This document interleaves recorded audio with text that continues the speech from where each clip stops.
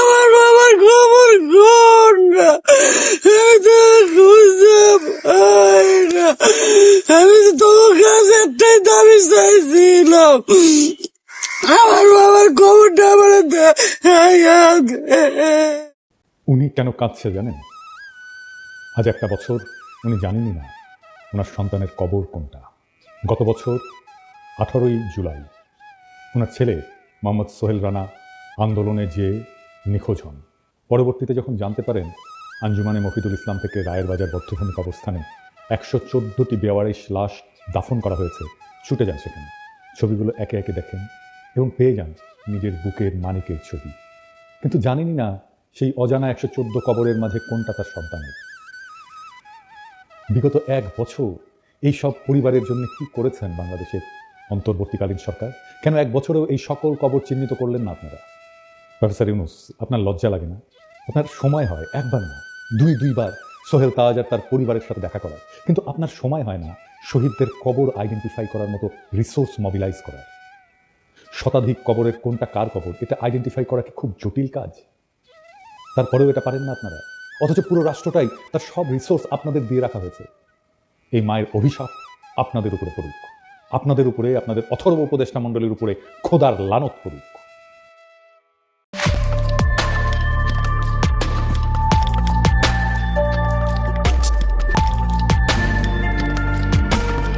আমরা যখন ছাত্র রাজশাহীতে, তখন পাপিয়া ও রাজশাহী ইউনিভার্সিটির ছাত্রদল নেত্রী তুখোর বক্তা। পাপিয়া তখন ক্রেজ আর কি, পাপিয়া আসবে বক্তৃতা দিবে, শুনলে পাবলিক ঝাইপে পড়ে।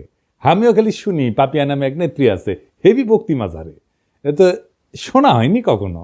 তো এর মধ্যে পলিটেকনিকে ইলেকশন হবে, আমি কাজ করতেছি দিন রাত, এটি আমাদের ক্যান্ডিডেট আছে, ভালো ক্যান্ডিডেট জিতবে আমরা জানি। হেভি গরম পড়িছে, রাজশাহীর গরম তো জানেন, চান্দি ফাটানো গরম। তো পাপিয়া আসিছে প্যানেল পরিচিতি অনুষ্ঠানে, গরমে ত্রাহি ত্রাহি অবস্থা। তো পাপিয়া বক্তৃতা দিতেছে ওই প্যানেল পরিস্থিতি, ছাত্রদল এই নির্বাচনে জিতবে, সেদিন ওরা যে কান্না করবে, সেই কান্নার পানিতে যে বন্যা হবে, সেই বন্যার পানিতে আমরা সাঁতার কেটে কেটে উল্লাস করব, ওই যে গরম, ওই গরমের চাইতেও বেশি গরম নিয়ে আমরা বিজয়ী হব। এর মানে কি? সেই দিন বাগে খেয়েছে, তারপরে 36টা বসন্ত পার হয়ে গেছে, তাও গরমের চাইতে বেশি গরম, এই কথার মানে বুঝি নাই। আপনারা বুঝিছেন? হ্যাঁ, বুঝেন নাই? এই জন্যই কবি পুলক বন্দ্যোপাধ্যায় লিখেছিল, তুমি কি যে বলো বুঝি না, তোমার মুখের পানে চাহিলে আমি কিছু শুনি না। তুমি কি যে বলো বুঝি না।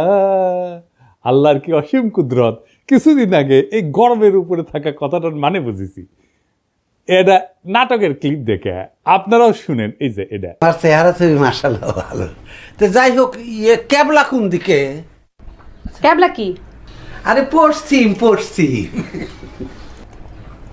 এইদিকে। এইরকম টেলিভিশন দেখি নাই, টেলিভিশনটা একটু ছাড়ো তো। এটা টেলিভিশন না। তাহলে এটা কি? এটা জানার আপনার দরকার নাই, গরম লাগলে খবর দিন। আমি তো গরমের উপরে সব সময় আছি। হ্যাঁ, পাপিয়া এখনো গরমের উপরেই আছে, বুঝছাও? তো ইলেকশনে ছাত্রদল জিতে নাই, ছাত্র ইউনিয়ন জিতেছিল। তো বিপি সহ কয়েকটা আসনে। এখন কইতে পারেন এই হারমোনিয়াম পার্টি ছাত্র ইউনিয়নে আবার জিতেছিল বিপি ইলেকশনে। হ্যাঁ, ওই সময় মানে 90-এর ছাত্র ইউনিয়ন আলাদা ছিল। ওই সময় রাজশাহী কলেজে ছাত্র ইউনিয়নের ভিপি, পলিটেকনিকে ছাত্র ইউনিয়নের ভিপি, বিআইটিতে ছাত্র ইউনিয়নের জিএস, আর রাজশাহী মেডিকেল কলেজে ছাত্র ইউনিয়নের জিএস তো আমি ছিলাম। তো যাই হোক, পাপিয়া আবার বিএনপি হারানোর কোশিশ করিচ্ছে। দেখেন প্রবাসীদের ভোট নিয়ে কি বলে। থেকে এসে কেউ যদি মেম্বার হয় সেটাকেই মানতে চায় না। আবার প্রবাসী ভোটাররা রেমিটেন্স দেয়, তো তাদের পরিবারের জন্য তারা টাকা পাঠায়, তাদের পরিবার ভিটামাটি বিক্রি করে ছেলেকে বিদেশ পাঠায়, তো সে তার দায়িত্ব আছে তার পরিবারকে টাকা পাঠানোর। তার জন্য বাংলাদেশের রাজনীতিতে অংশ দিতে হবে, ভোটার বানাতে হবে। কে বলছে? বাংলাদেশের সুখ দুঃখ একটা নিরাপদ জায়গা থেকে তারা প্রতিবাদ করে। আমাদের মতো রং পানি থেকে, রিমান্ড থেকে, লোহার রড থেকে থেতলা করা, আর পুলিশ পিটানি, আর দিনের পর দিন 40 দিন 50 দিন থানা ও থানা করে বেঞ্চের উপর বসায় রেখে রিমান্ড কার্যকর করা, এগুলো কি প্রবাসী ভোটাররা কখনো তারা কি ভুক্তভোগী? তো ভুক্তভোগী না তো ভোটার ভুক্তভোগী হতে যাবে কেন? ভোটের অংশ তার হতে যাবে কেন? এগুলো মাঠ থেকে কি সুপারিশ আসে এইটা আগে বুঝতে হবে। বিএনপির রিজভি ভাই কইছিলেন আওয়ামী লীগে কি একটা ভদ্রলোক নাই, কিন্তু রিজভি ভাই এরকম মূর্খ আর উন্মাদকে কেন দলে রাখিছেন? ও তো রাজনীতির কিছুই বুঝে না, ওর মাথাত কেউ ঢুকেছে প্রবাসীরা বিএনপি ভোট দিবে না, আর ওই সারিন্দা বাজানো শুরু করেছে প্রবাসীদের ভোটই দিবার দিবি না, যাতে যেন বিএনপি জিতে। হ্যাঁ, প্রবাসীরা জেল জুলুম সহ্য করে না তাই ভোট দিবার পারবে না। হ্যাঁ, ওই এখনো গরমের মধ্যে আছে। আমাক কয় সকলে, দাদা ও কিছু কবেন না। কি আর কমু, ওর মাথার স্কুপ কুটি খুলে পড়িছে, ওটা খুঁজে দেয় না, না ওটা খুঁজে দেওয়া লাগবে, তাহলে ঠিক হয়ে যাবে সব। বেশি গরম পড়িছে বোধ হয়। তো এর মধ্যে হয়েছে কি, চট্টগ্রামের বাঁশখালী ওই এক এনসিপির সংগঠনকে মাইরে একেবারে ফাইটে ফেলিছে বিএনপি, যে দেখেন নাম। তো এনসিপির নাসির পাটোয়ারি ও আবার নাকি বারবি বারবি কয়, তোর বক্তব্যের জবাব সালাউদ্দিন দিছে ওই হাত তুলে, গায়ে হাত তুলে মাইরে পিঠে। আমরা কিছু কইছিলাম, আমার ওই জুতা মারিছিল না ওর লোকজন, ওই মারিছে। এবার আমরা গেলাম মারবি কলে সালাউদ্দিনের লোকজন। শিবরাত্রির বডিগার্ডকে তো নিয়মিত তোষণ কইরা ওই ফজো পাগলা আর ওই যে ইন্ডিয়ান চ্যানেলে যে দেশবিরোধী বক্তব্য দেয় রুমিন পাড়ানা এবং প্রবাসীদের অপমান করে পাপিয়া, এই সমস্ত ঘটনায় আমরা এখন যদি ধরে পাপিয়াক বাম্বু দিই ক্যাঙ্কা হবে। এক নাসির পাটোয়ারি একটা রাজনৈতিক বক্তব্য দিছে, শুরু হয়ে গেল প্রকাশ্যে হামলা।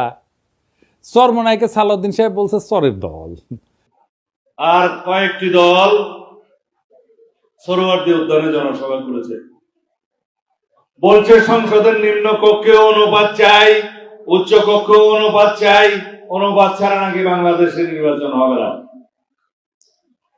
যারা এই কথা বলছে তারা একটা চরের দল, তারা কখনো একটি আসনও পায় নাই, একটা মেম্বার চেয়ারম্যানও হইতে পারে নাই। শেষ পর্যন্ত একটা সিটি কর্পোরেশনের নির্বাচনে আওয়ামী লীগের অধীনে নির্বাচনে গেছে, সেই নির্বাচন আমরা বর্জন করেছিলাম, সেখানে একটা দন্ত মোবারক শহীদ হয়ে গিয়েছে। যুদ্ধ ছাত্রদের মুতে ভাসিয়ে দিতে চাইছিল। এগুলো কি, এই কথা বললে একেবারে একেবারে স্যাট করে উঠলে হবে। 16 বছর চৌদনের উপরে থেকে সালাউদ্দিনের মতো নেতারা ছাড়া হয়ে গেছিল। কক্সবাজারের নাকে খদ দিয়া বদিয়ার বাইকটা জাফরের ভয়ে রাজনীতি করিছে, ওগুলো জানি না আমরা। আর আজ জুলাইয়ের এক তরুণের রাজনৈতিক বক্তব্যের জবাব দিচ্ছে গায়ে হাত তুলিয়া, গাড়ি বাওয়ারে হামলা কইরা, পথসভার মঞ্চ ভেঙে দিয়া। এই বিএনপি বড় বড় নেতারা খুব হুঙ্কার দেয়, কিন্তু শহীদ সালাউদ্দিন কাদের চৌধুরী ফাঁসির পরে সারা দেশে একদিন হরতাল দিতে পারে নাই। চট্টগ্রামে আধা বেলা হরতাল ডেকে দায়িত্ব সারিয়েছিল, এখন এদের র্যাডম বেরিয়েছে, আর্কিলিস হয়ে গেছে। এইসবের পরিণতিকালে খুবই খারাপ হবি। রাজনৈতিক প্রতিপক্ষকে ডিল করা শিখেন, যাদের দয়া পলিটিক্যালের সাহস ফিরে পেয়েছে তাদের কটু কথার সমালোচনা সহ্য করা শিখেন। জুলাই একটা বড় দল, আওয়ামী লীগ আপনাদের চাইতে বড় দল ছিল, ওর দিছে বাচ্চারা, দিল্লি পাঠিয়ে দিছে। এমন আর একটা পরিস্থিতি তৈরি করেন না, আপনাদের কলে যাওয়ার জায়গা নাই। বড় দলের অভিভাবক সুলভ আচরণ হবে, দয়া এবং ভালোবাসা দিয়া। আপনারা নিজেদেরকে রাজনৈতিক প্রতিপক্ষ ভাবেন, মাথায় যদি নিজেদের বয়স্ক মুরব্বী আর তাদের বাচ্চা ভাবেন, তাহলে ভাই আপনারা রাজনীতি করতে পারবেন না। আবার বিএনপি লেসপেন্সার গুলা করছে কি, যে ছেলেটা নাকি লিক করতো, অথচ হয়েছে জুলাই বিপ্লবের সক্রিয় অংশগ্রহণকারী এবং আহত যোদ্ধা। গত জুলাই সে মাথায় এবং পায়ে ছলরা গুলি খাইছিল এবং আহত পরে এই ব্যাপারটা সরকার কিন্তু যাচাই করছে, লাইভ এসে জুলাই যোদ্ধা কার্ড দেখাইছে, যে দেখেন।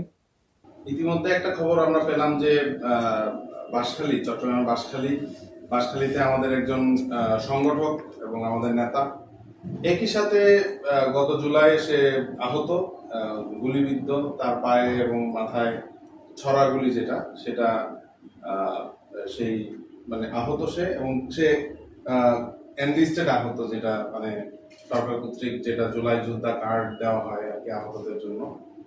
এরপরেও যদি তাকে মারা জায়েজ করার জন্য লিগার বানাইতে চান, তাহলে আর কিছু বলার নাই। হ্যাঁ, আওয়ামী লীগের সাথে যে আচরণ করেছিলাম আমরা, আপনাদের সাথে সেটা শুরু করব, এবং এটা করলে আপনাদের চটি বাটি গোল হয়ে যাবে, কয়ে দিলাম আগে থেকেই। আবার দেখেন বিএনপির এক যুব নেতা স্লোগান দিচ্ছে, তুমি কে আমি কে বাঙালি বাঙালি। শুনুন। তুমি কে আমি কে, সে কে সে কে, তুমি কে আমি কে, সে কে সে কে। বিএনপির আদর্শ হইতেছে বাংলাদেশি জাতীয়তাবাদ। বাঙালি জাতীয়তাবাদকে পরাজিত করে বাংলাদেশি জাতীয়তাবাদের প্রবক্তা ছিলেন শহীদ জিয়া। এবং এটা শহীদ জিয়ার অরিজিনাল আইডিয়া, কেউ কয়া দেয়নি। শহীদ জিয়ার রাজনীতিকেও এরা কব্বর দিয়ে দিল। এরা বিএনপিকে আওয়ামী লীগ বানায় ফেলতেছে। সাবাস বাঘের বাচ্চা, ওই ভাবিচ্ছে যে এই কইরা লীগের ভোটগুলো টানবি, কিন্তু ওর যে নিজের ভোটগুলো জয় বাংলা হয়ে যাবে সেই খবর আর নাই। তো এই নয়ন সম্পর্কে শোনা যায় নাকি প্রচুর চাঁদাবাজি করিচ্ছে, জানি না। নয়ন তুমি কিছু মাইন্ড করো না, শুনিচ্ছি আর কি, সত্য মিথ্যা জানি না। তবে নয়নের কাছেও এই অনুসন্ধানী সাংবাদিক ওই চান্দা চাইছিল, এটা নয়ন নিজেই কইছে, শুনেন। উনি তো সেনাবাহিনীর মানে বহিষ্কৃত কর্মকর্তা, উনি সেনাবাহিনীতে চুরি করেছে, উনি মাদক এডিক্টেড, যে কারণে ওনার চাকরি চলে গিয়েছে। উনি তো আমার কাছে চাঁদা চাইছে, আমার কাছে লোক পাঠাইছে চাঁদার জন্য। ভাই নয়ন, তুমি ওরা গুরু মানো, তুমি ওরা গুরু মানো, তোমার কয় চান্দা, তোমার কাছে যদি চান্দা চায় তাহলে কি অবস্থা চিন্তা করো। যাই হোক, গতকাল জামাত মহাসমাবেশ করেছে। তো এই সমাবেশের তাৎপর্য কি, মেলাজন মেলা হিসাবপত্র দিচ্ছে। আমি হিসাব নিয়ে পরে আসিছি, পরে একটা এপিসোড করবো নি যদি টাইম পাই। আসেন এমনি সমাবেশের তাৎপর্যটা বুঝে দেখি। তো ওই গতকালকে ওই যে বাঙালি জাতীয়তাবাদ এবং জয় বাংলার লোকেরা, এদের কিন্তু গভীর বেদনার দিন ছিল। তারা মুখে কিছু কয় নাই, কিন্তু আমি জানি তাদের হৃদয়ের ভিতরটা থমথম করেছিল। এবং অনেকের জন্যেই, যারা 1971-কে মুক্তিযুদ্ধকে এখনো অন করে, তাদের জন্য একটু অস্বস্তিকর দিনটা। কেন জানেন? যে ঢাকা রেসকোর্স, ওইখানে জামাতে ইসলামী সভা করছে, যেখানে 7ই মার্চে শেখ মুজিব সোহরাওয়ার্দীর বডিগার্ড ভাষণ দিছিল। ওইটা কিন্তু তাহলে একটা নিছক সমাবেশ থাকে না, এইটা একটা রূপক অর্থে পুনর্দখল হয়ে যায়, নীরব পুনর্দখল, সাইলেন্ট রিক্লেমেশন হয়ে যায় জামাতের পক্ষ থেকে। তো সেই 7ই মার্চে যে শেখ মুজিব ওইখানে ভাষণ দিছিল, ওই দিন শেখ মুজিব কেবল একজন নেতা ছিল না, সে ছিল একটা জনরায়ের প্রতীক। বাঙালি মুসলমান নিজেদের প্রয়োজনে ভোট দিয়া তারে মুজিব বানাইছিল, নেতা বানাইছিল। এভাবেই কিন্তু নেতা বানায়, নেতা তৈরি হয় না, নেতা বানায় জনগণ বানায়। যদি মৌলানা ভাসানী 70-এর নির্বাচনে অংশ নিতেন তাহলে ইতিহাস হয়তো অন্যরকম হইতো, মুজিবের জায়গায় রেসকোর্সে দাঁড়াইতেন ভাসানী। তার মানে রেসকোর্স ময়দানে প্রতিটি জমায়েত, প্রত্যেকটা উচ্চারিত শব্দ 71 সালের এক নীরব হিসাব, 71 সালের একটা হিসাব নিকাশকে কিন্তু ছুঁয়ে যায়। এই জায়গাটা কেবল জয় বাংলার না, বরং বাংলাদেশি আত্মপরিচয়েরও প্রতীক। কিন্তু 1976 সালে 7ই মার্চে ওইখানে জামায়াতের সমর্থকরা পাকিস্তান জিন্দাবাদ স্লোগান দিয়েছিল, কনফেডারেশনের দাবি তুলেছিল। তখনও কিন্তু জামাত আনুষ্ঠানিকভাবে দল হিসেবে আত্মপ্রকাশ করেনি বাংলাদেশে। এই ঘটনার ভিতরে নিহিত আছে বাংলাদেশপন্থী নাগরিকের জন্য কিছুটা হলো বেদনার, এমনকি অপরাধ বোধের কারণ কিন্তু আছে। কিন্তু কাকে দোষ দিবেন? এই আত্মধ্বংসী বাস্তবতার জন্য দায়ী শেখ মুজিব নিজে এবং তার কন্যা শেখ হাসিনা।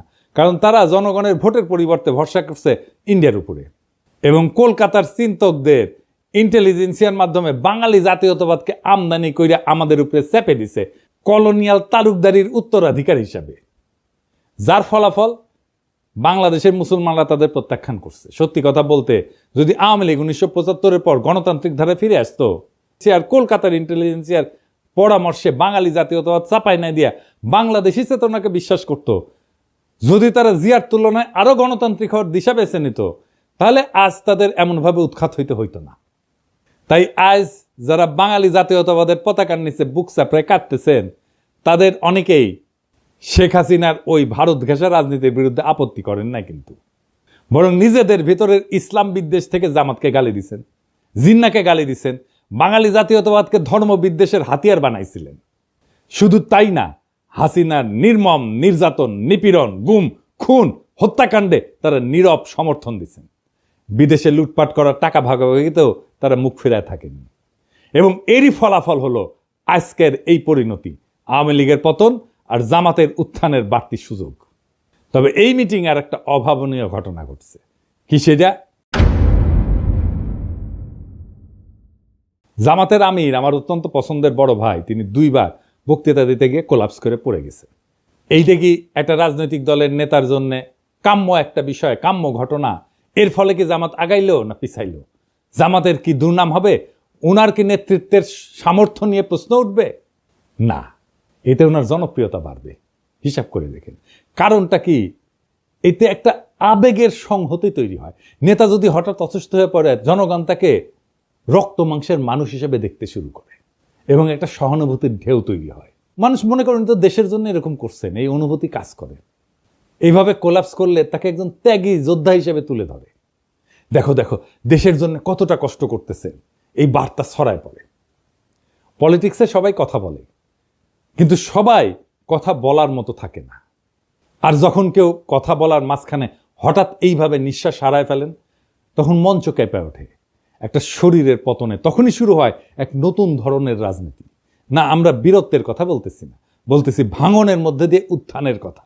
যখন নেতা কোলাপস করেন, তখন তিনি কেবল মাটিতে পড়েন না, তিনি পড়ে যান মানুষের হৃদয়ের গভীরে। শফিক ভাই এইভাবেই হৃদয়ের গভীরে পড়ছেন।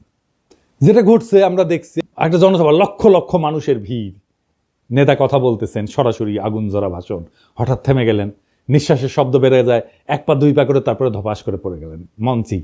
অনেকে চিৎকার করে উঠছেন, কিন্তু তিনি কি সত্যি পড়ে গেছেন, নাকি ঠিক তখনই তিনি মানুষের হৃদয়ে উত্থান করেন?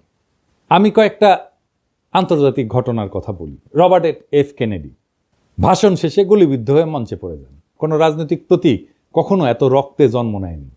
তার জন্য পোস্টার ছাপা হয়, এতেই উনার জনপ্রিয়তা আকাশচুম্বী হয়ে যায়। রাজনীতি মানে কিন্তু পারফেকশন না। মানুষ চায় একজন তার মতো একজন মানুষ, তার মতো একজন ভাঙা নেতা, যে তার মতো কষ্ট পায়, যে তার মতো কাঁদে, যে তার মতোই ভালনারেবল। এটাই হিরোইক সাফারিং এফেক্ট। নেতা যদি ভোগে, জনগণ তাকে ভালোবাসে। ফরাসি চিন্তাবিদ জালুক ন্যান্সি উনি বলছিলেন, যে শরীর কষ্ট করে সেই সত্য বয়ে আনে। আর জর্জিও আগাম্বেন উনি বলছিলেন, the moment the sovereign body collapses, the political soul rises. তাহলে প্রশ্ন দাঁড়ায়, নেতা যখন পড়ে যায় তখন কি উঠে আসে? উঠে আসে ক্ষমতার নতুন ভাষা। ভাঙন থেকে উঠে আসে এক নতুন প্রতীক, যেখানে নেতা আর কেবল মানুষ না, তিনি হয়ে ওঠেন সিনেমার মতো সাহসের স্থাপত্য, বীরত্বের প্রতীক, আস্থার জায়গা, ভরসার জায়গা, এবং মানুষ কানেক্ট করতে পারে তার সাথে। নেতৃত্ব সবসময় ভাষণের মধ্যে থাকে না, এইভাবে পতনের মধ্যেও থাকে। তাই এটা সিম্বলিক ব্রেকডাউন। ফরাসি দার্শনিক রোলা বার্ট বলছিলেন যে মৃত্যুর কাছাকাছি যাওয়ার প্রত্যেকটা মুহূর্তই একটা রাজনৈতিক পুনর্জন্মের আভাস দেয়। নেতা যখন কোলাপস করে, তখন মানুষ বোঝে এই লোক নিজের চেয়েও বড় কিছুতে বিশ্বাস করে। আর এখানেই আসে এক গভীর থিওরি, যেটা আগে বলছি, হিরোইক সাফারিং এফেক্ট।